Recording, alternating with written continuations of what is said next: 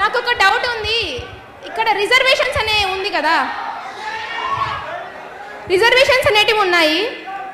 ఫ్రెండ్షిప్కి, love మ్యారేజెస్కి caste feeling లేని చదువుకునేటప్పుడు, jobs వచ్చేటప్పుడు రిజర్వేషన్స్ అంటున్నారు.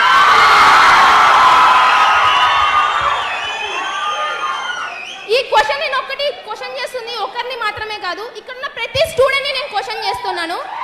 ఫ్రెండ్షిప్ చేసేటప్పుడు నో